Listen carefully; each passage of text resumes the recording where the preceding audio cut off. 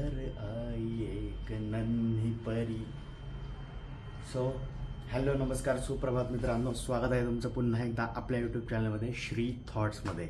तर तुम्ही आत्ता व्हिडिओच्या स्टार्टिंगला बघितला असेल आपण जो माईक घेतला होता ना, बोया मिनी माईक, तर तो आपला फायनली आता आहे ना नवीन फोनला अटॅच झालेला आहे आणि प्रॉपर कनेक्ट होतो आहे. आणि आता तुम्हाला पुढचा व्हॉईस त्याच्या थ्रूच ऐकायला मिळणार आहे, म्हणजे तुम्हाला व्हॉईसमधला जो डिफरन्स आहे तो पण समजेल. सो चलो.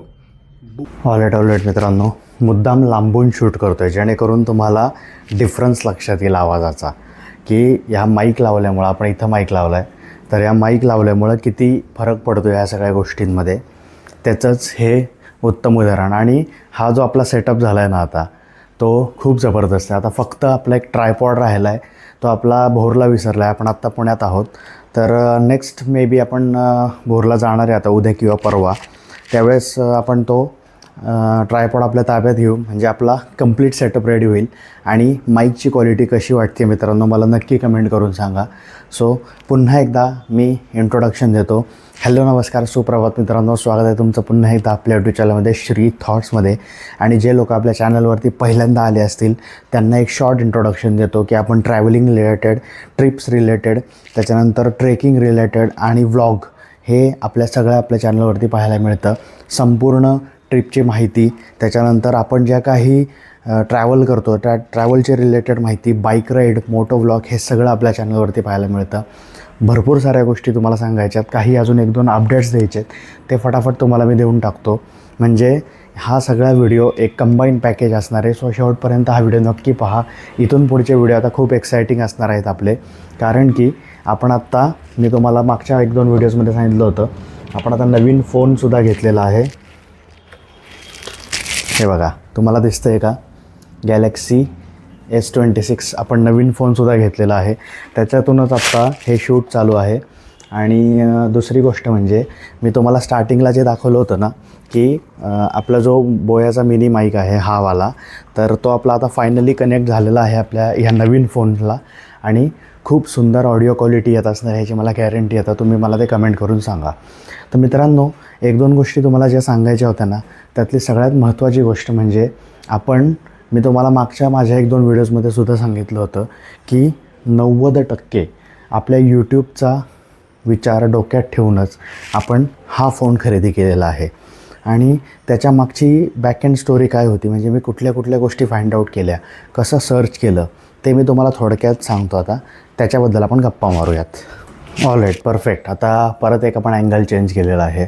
तर मित्रांनो, मी तुम्हाला ती मोबाईलची स्टोरी सांगणार होतो. तर त्याच्या मागची आहे ना बॅकएंड स्टोरी फक्त एवढीच आहे, शॉर्ट अँड स्वीटमध्ये, की मी आहे ना तुम्हाला मी इथं त्याचे स्क्रीनशॉट पण लावेन.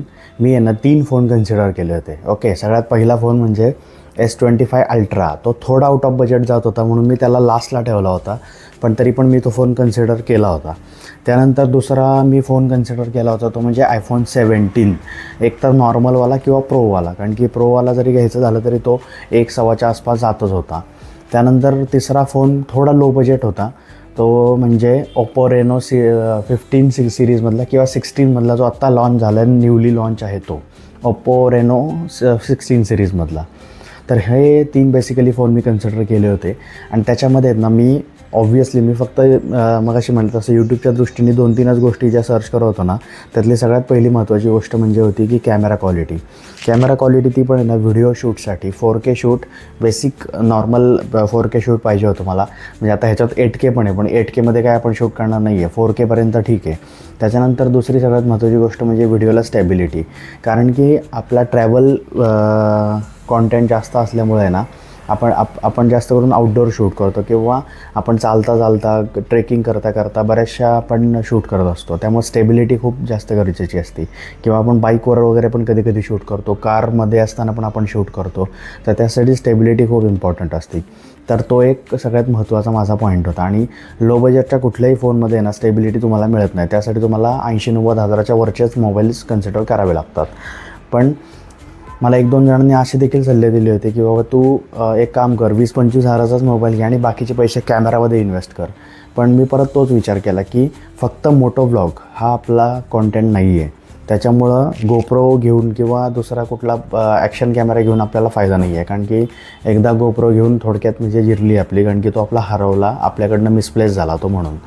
तर पण तो काय म्हणतात त्याला, खूप उपयोगाची गोष्ट होती ती, ऑब्वियस आहे.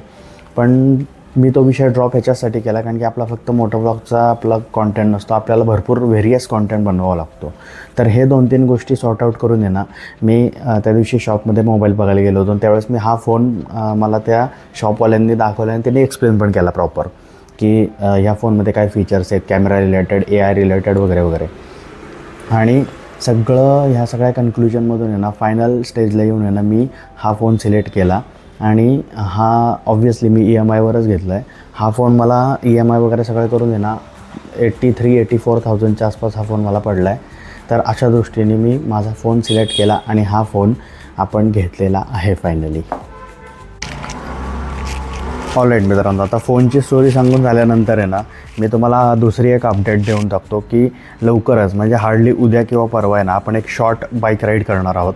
तर मी तुम्हाला त्या पण एक गोष्टी दाखवून देतो. मी बऱ्याच वेळेला आपल्या चॅनलवरती याचे रिव्ह्यू वगैरे पण केलेले आहेत.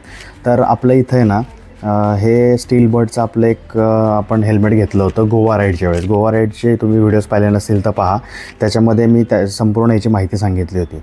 त्यानंतर आपल्याकडे ना इन्व्हिक्टसची टेलबॅगसुद्धा आहे. त्याची सध्या अवस्था खराब आहे, कारण की बरेच दिवस झाले राईड नाही झाली आहे ना. आणि हे आपल्याकडं रायनॉक्सचं रेन गिअर आहे, जे की आपण गोवा राईडसाठीच सगळी ही खरेदी केली होती. आणि त्यावेळेसच मी ह्याचा रिव्ह्यूसुद्धा दिलेला आहे आणि हेल्मेटचासुद्धा रिव्ह्यू सांगितलेला आहे. तर ऑब्व्हियसली आता हे आपल्याला वन डे आपली बाईक राईड असल्यामुळे आपण काय टेलबॅग तर एवढी मोठी घेऊन जाणार नाही आहे, पण हेल्मेट आणि हे नक्की घेणार आहे. तर त्यावेळेस मी परत एकदा ह्या 1-2 गोष्टींचा त्या व्हिडिओमध्ये उल्लेख करेन, त्यामुळे तो व्हिडिओ नक्की पहा. आता आतमध्ये जॅकेट आहे ते पण मी तुम्हाला दाखवतो. ऑलराईट मित्रांनो, तर आपल्याकडे आहे ना एक्सॉरचं रायडिंग जॅकेट आहे, जे की आपण आहे ना एक मागच्या वर्षी खरेदी केलं होतं, म्हणजे 2025मध्ये. आणि हे आपल्याकडं आहे. तर हे आपण आहे ना 2-3 राईड्स आपण ज्या लाँग राईड्स केल्या ना, त्यावेळेस आपण हे यूज केलं होतं आणि त्याच्यामध्ये आपण ह्याचा बऱ्यापैकी वापर केलेला होता. म्हणजे साधारणपणे आपल्या एक मिनटं